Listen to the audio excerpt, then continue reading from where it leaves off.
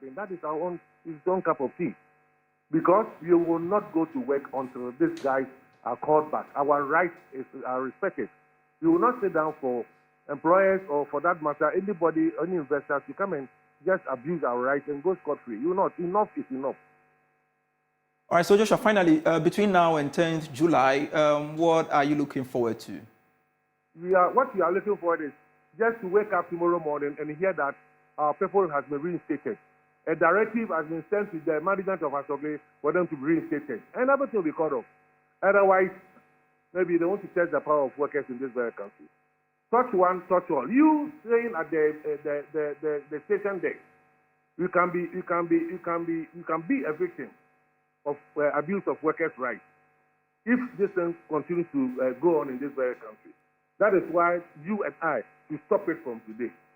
And it should never happen after 60-something years of our independence. Have you heard from management of Sonon Asogli? I don't want to even hear from them again because we have waited far too long to hear from them. We have done all the necessary things that unions need to do. But it's like they don't care about what is happening. That is why we are calling on the president or the government to rise up to this occasion because we don't allow any investors to come to this very country of ours and also trample on our rights. We will not allow that as unions. So for that matter, all workers of this country, from the 10th of July, if our beds are not reinstated, I mean, the strike begins and everybody will stay home until they are reinstated. For that one, I'm sure, and we are confident of what we are telling you. You send circulars around on that? It's already gone. You should also educate our members. You should inform the workers. You're also a worker. So don't think your right is protected in your studio there so you are free. You can be affected one day. So we are also asking all media houses to send this message across the whole country that this is the duty of workers of this country and not workers of Asogli. We expect every worker to take himself to put himself in the shoes of our brothers in Asogli and also to look at the labor right that has been abused by employers. So I'm inviting you that on the 10th of July, your studio will be closed. Thank you very much, Joshua and Sir, for your time here on Business Live speaking to me.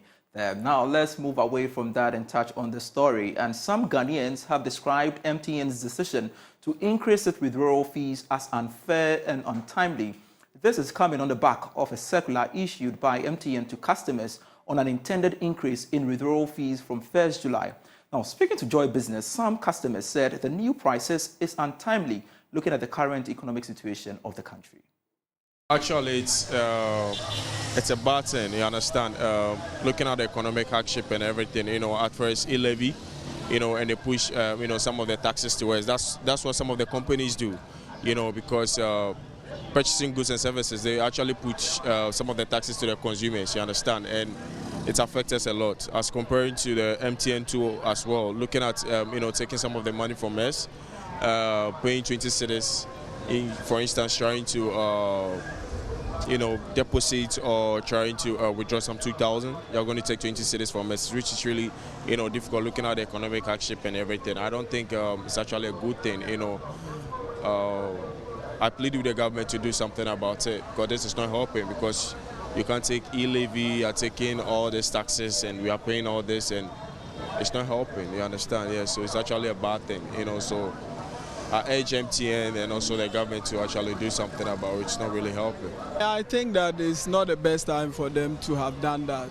Looking at the economic hardship we are facing, I mean, it's not the best time, but one way or the other, I understand them too because they are also trying to meet their operational cost. So I understand them. Ghana here, when they come up with such, tariffs or whatsoever, you don't really have a say. You get it. Most of us, you don't have a say. They just impose it on you and that's it. You don't have anyone to intervene or whatsoever. So, I mean, we are in it. We are in it like that. I don't think it will go well with the customers. So it's too early. You see, then we prefer going back to bank rather than to, take that 200 cedis from our distance, because MTN, the money in our distance is too small. And if we are going to take such an amount, I don't think it will, go well with us. Customers pouring out their frustration there. Away from that, Vice President of the LPG Marketers Association of Ghana, Gabriel Kumi, says the country could record a shortage of petroleum products if government does not intervene in the next 48 hours. The Ghana National Petroleum Tanker Drivers Union today abandoned work in protest of bad roads within the petroleum enclaves in Tema, Takrady, Kumasi and Wipe. Now, Mr. Kumi says their concerns are valid, hence government needs to intervene. The legitimacy of their demand can never be questioned. It's unfortunate that we've gotten this far. This has been, the situation has been like this for the past few years. I remember in 2021, they attempted strike, but we in the industry tried very hard to avoid that strike. And I remember at that time, the chief executive of NPA, Dr. Mustafa Abdul Hamid, stepped in and organized some chippings and some graders onto the side, and they started working. But the point is that it doesn't take the chief executive of NPA to fix this road. It takes commitment from the Minister of Roads and the Minister of Finance to fix these roads. So I presume that the chief executive did his bit and he wasn't successful, and then he left it. We should avert this because it's a danger in waiting. Can you imagine an LPG truck overturning in front of toll and there's an explosion? Can you imagine the only refinery that we have will be in flames? Are we waiting till we see October 7, 2017 before we act? I think the drivers are making such a legitimate demand that nobody's questioning it. Government, after all, is the work of government to fix roads. We shouldn't get here. From where I'm sitting, if by Wednesday this situation is not averted, we'll start seeing queues in our refilling outlets across the country. And if this will persist to Thursday, Friday, I tell you, we are going to have a very serious... I just want to be sure I heard you right. You say by Wednesday, if this is not fixed or the situation is not addressed, we could be in shortage of fuel. That's right. You heard me right. They started this on Monday. On Saturday, there was no work. They didn't work on Saturday. They didn't work on Sunday. And today is Monday. So naturally, if in the ordinary times, in normal times, by Monday, most stations will start running out. So this is the day that we expect the drivers to cut this product and replenish the stocks at the various stations. But they are on strike today. So if this should persist, I can assure you within 48 hours, we are going to see shortages in the system. And if it should move to Thursday, Friday, movement of goods and services and movement of people will be curtailed. And the repercussion of that on our economy. We don't want to see this. This is an economy that is trying to come out of COVID, trying to come out of all the challenges. Right. Going quietly. The last thing we would have wanted to hear is that the fuel that we need to power the nation, to power the country, is also not being supplied by our drivers as a result of such an issue that could have been handled long ago. As I speak to you now, most of our stations selling the LPG have started drying up. Why must we wait to get to this? This, in as much as this will impact negatively on our business, we believe the drivers have legitimate demand that must be met as soon as possible. And we urge on government to, as a matter of urgency, fix this problem so we can get back to work and get back to normal lives. Now, the Ghana Rubber Products Limited, as part of its corporate social responsibility, has donated some items to the Osu Children's Home and the Child Health Department of the Kolebu Teaching Hospital. According to the head of Human Resource and Marketing at the Ghana Rubber Products Limited, Edward Lincoln Addo, the gesture is a way of giving back to the society. The Ghana Rubber Products Limited donated some items to the Osu Children's Home and the Child Health Department of the Kolebu Teaching Hospital. The items include tissues and protective materials. In an interview with Joy Business, Head of Human Resource and Marketing at the Ghana Rubber Products Limited, Edward Lincoln Ado, said the company is committed to supporting people in the society. This would uplift the expectations and the hearts of the children, and it will put smiling faces across them, because sometimes they are challenged by the items that are used to keep them or develop them or train them. So once the item that they have, be it sufficient or insufficient, has been augmented by these gestures, I'm sure that they will be extremely excited to see this. And just as we have said previously, the sky should be their limits. They should be motivated by some of these gestures and then realize that they are not here alone. The outer society or the larger society is also with them, and we share their concerns. We associate with the challenges that they face on a daily basis. Senior Nursing Officer of the Pediatric Oncology Department of the Kolebu Teaching Hospital, Evelyn Asabia Uredu, expressed their appreciation to the donors. The Pediatric Oncology Unit is one of the units of the Department of Child Health in Kolebu Teaching Hospital. And we see children who have cancers. And like we all may know, cancer treatment is quite expensive. And for almost all our parents and families, it takes a toll on their finances. And so when we receive donations from people, we receive donations from well-wishers, we truly appreciate them, because it goes a long way to cut down on their expenses. And so whatever donations we receive, sometimes we receive donations in cash, in kind like this, and even sometimes we receive donations of blood. So these are things that are vital to the process of they attaining their health. The company also pledged to continuously support the people in the community they operate in order to contribute to the socio-economic development of the country. Business Live here with me, Pius Kojo Baka. More after this break.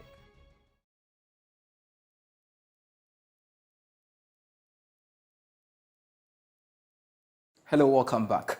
The Institute of Directors Ghana says it will continue to push for the speedy passage of the Directors' Bill currently before Parliament by the end of the year. According to the Institute, the bill, when passed, would establish the Institute of Directors Ghana as a statutory body to set standards for the practice of corporate governance in Ghana. Speaking to Joy Business at the investiture of the 18th Institute of Directors Ghana Council Special Awards and Dinner Night, President of the Institute, Reverend Angela Carmen Apia, said they will lobby to ensure the smooth passage of the bill. Here is more. According to the Institute of Directors Ghana, although COVID-19 had impacted greatly on businesses, the establishment of the National Corporate Governance Architecture had helped most of their members to withstand the current economic difficulties. Delivering a speech at the investiture of the 18th Institute of Directors Ghana Council Special Awards and Dinner Night, outgone President of the Institute of Directors Ghana, Roxanne Dobega, said the Institute is well positioned to respond strategically to the changing dynamics of the corporate landscape in Ghana. He therefore called on the new leadership to embark on nationwide capacity development projects while increasing stakeholder engagements to enhance the corporate governance structure landscape in the country. Components of the mega transformation agenda were to 1, improve the corporate governance landscape in Ghana through a nationwide capacity development project, increase advocacy and policy reforms, embark on strategic projects, and to embark on effective strategic stakeholder engagements. It has not been an easy journey in the past 4 years, not to mention the major external factors, particularly the COVID-19 outbreak and the lack of adequate resources. However, with the team efforts, we have been able to establish the appropriate national corporate governance architecture and foundation for a good takeoff of the Institute of Directors, which is now comparable to any other professional body in the country and anywhere on the globe. On her part, newly sworn-in president of the Institute, Reverend Angela Carmen Apia, said her outfit will continue to lobby Parliament to ensure the Directors' Bill currently before Cabinet is passed by the end of the year. It's more about lobbying and also about, usually when people hear lobbying, they tend to think negatively. But it's about adding voices, letting them know the essence of good corporate governance, which is actually to foster national development. So it's more about getting many more people, understanding it, getting the critical mass, and then moving forward. So for directors out there, I like to let them know that directorship in the 21st century is not a joke. It comes with a lot of liability, a lot of responsibility, and you cannot be ignorant and passive. You need to learn, get best practice, do a lot of trainings, and then let not be too afraid to make mistakes, but tread cautiously so that together we can influence our worlds. The 18th Institute of Directors Ghana Council Special Awards and Dinner Night saw some directors and institutions awarded for their vital role in shaping the institute. Some new members were also inducted. Now, Group Senior Director for Fuel Trade, Kwabena Ejei-Boahene, says the shipping industry holds a positive outlook despite the post-COVID-19 impact and, of course, economic challenges and other factors. He says stakeholders may be reeling under the current situation, but all is not lost. Kwabena Ejei-Boahene was speaking to Joy Business after opening new office space of subsidiary Bulk Ship and Trade Limited in Tema. Correspondent Kwame Yanka has the rest of the story. Globally, the shipping industry continues to decline as it experiences the negative impacts of post-COVID, inflation, and other factors restricting demand. In Ghana, for instance, Ghana Ports and Harbours Authority, GPHA, recorded about 15% drop in cargo between January and September 2022. The situation across the industry generally isn't any better, but Group Senior Director for Fuel Trade, Kwabena Ejei-Boahene, says all is not lost. He remains optimistic the industry would bounce back with stakeholders, including Bulk Ship and Trade, benefiting. Okay, the big picture is that all over the world, COVID played a significant part in the decline of the world economy. Gradually, the world is picking up. China is picking up. The US is picking up. Ghana is picking up. And we believe that with a tick in business, with a tick in the economy, it would affect all sectors of Ghana's economy for us to also benefit. So yes, we believe that with the uptick in the economy, we would also improve. Head of Shipping, Tema, and Assistant Shipping Manager for Bulk Ship and Trade Limited, Eric Kennedy Gogovi, says the country's attempt to deal with illegal bunkering is a step in the right direction. This is due to negative impact of the illegal act on businesses of licensed bunkering companies, Ghana's economy, and security. We are happy government is taking these steps to weed out those illegal activities. They are not only denying government revenue, but they are also distorting the market for those who have really registered to do business. So as a company, we are ready to help government to achieve this target.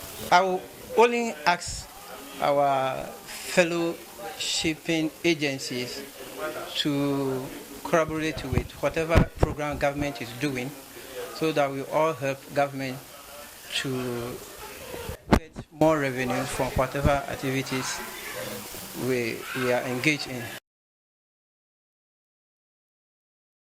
Kwame Yanka filed that report. That's it for Business Live for today. I am Pius Kujopaka. You can get business stories when you log on to myjoyonline.com/business.